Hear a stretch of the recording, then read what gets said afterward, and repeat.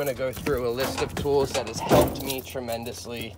If you're a tech and you're just doing oil changes and you can't really troubleshoot, there's probably a reason why. Maybe you're not wanting to learn, maybe you're not looking at videos on troubleshooting certain things. One thing that has helped me a lot is YouTube. Go on YouTube when you're bored and you're waiting for something, or you're at home, and look up how to troubleshoot a starter coil relay, relays in general, fuel pumps, water pumps, anything that's on the generator. Look up on YouTube how to troubleshoot. Another thing that has really helped me is investing in tools. I went to school for 4 years as an apprentice to become an electrician. And so I bought all my electrical tools first, and then started buying generator tools. So I just want to go over some stuff. I'll start with the hand tools first. Maybe you can show your techs this if they're wondering what they need. So first of all, you need a battery tester, which puts a load on the battery. When you use your meter and you're just going onto the battery, yeah, you can turn the gen on, and while it's cranking, you can see the load that it's putting on there. But this, very simple, hook it up to the battery, turn this on, it puts 100 amp load on there, and it tells you. You can even have it while it's on the charging system. I like to disconnect it because there are some times where I won't get the right reading. But anyways, this has worked amazing for troubleshooting batteries.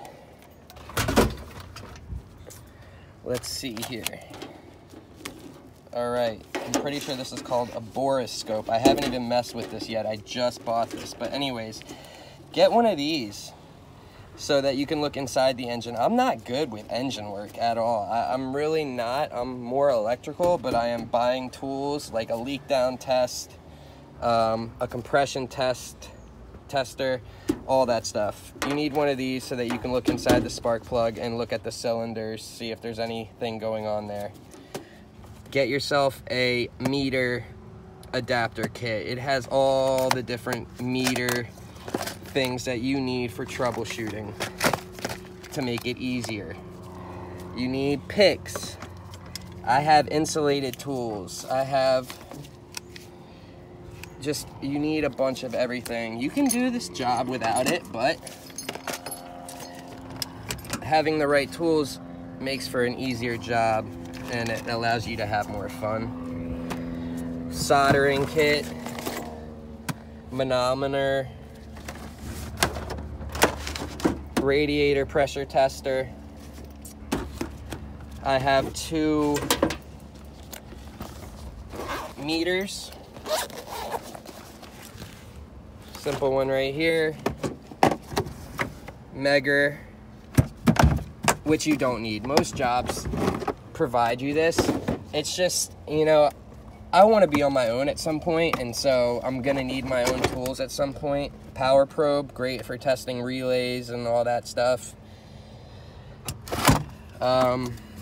Simple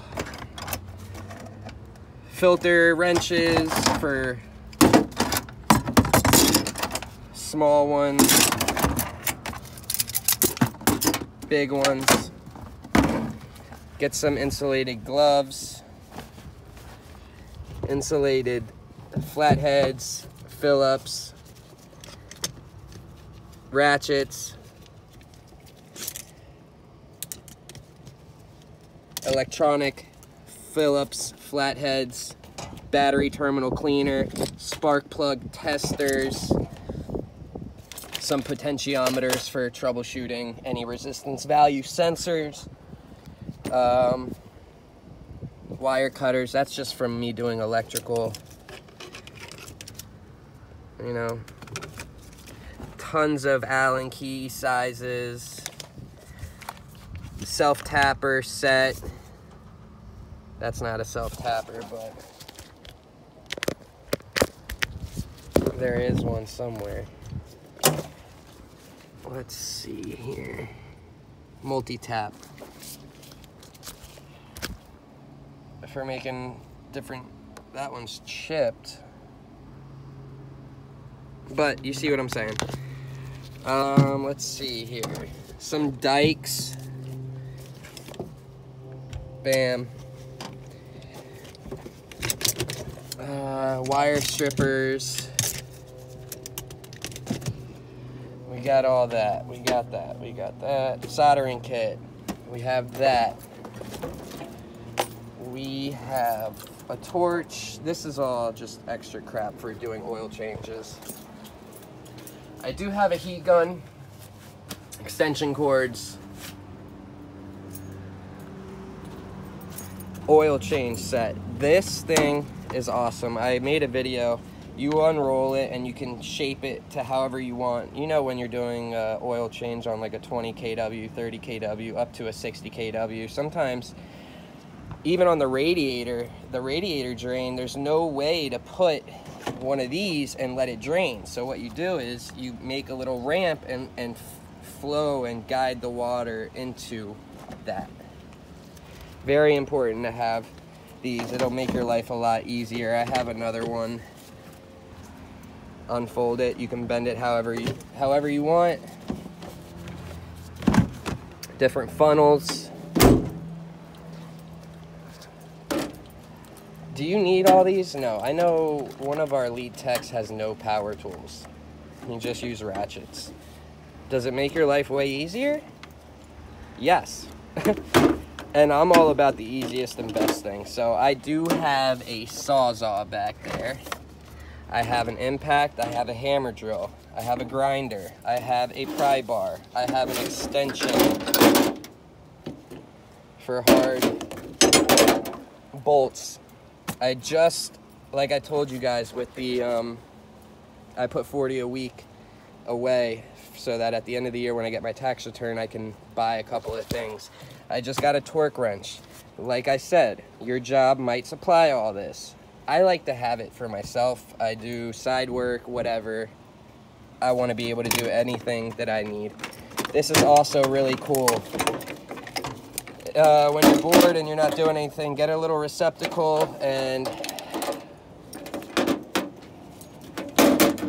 create to where you can get a 120 volt system off of any line, whatever. It's a little dangerous, but as long as you put your insulation on these, you're good.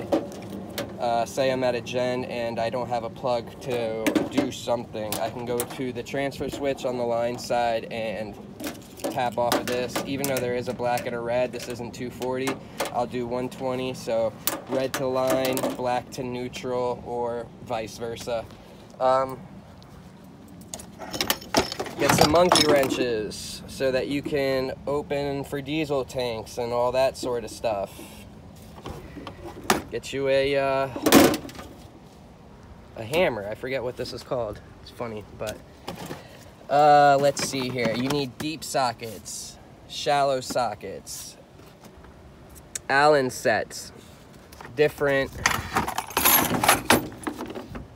fittings.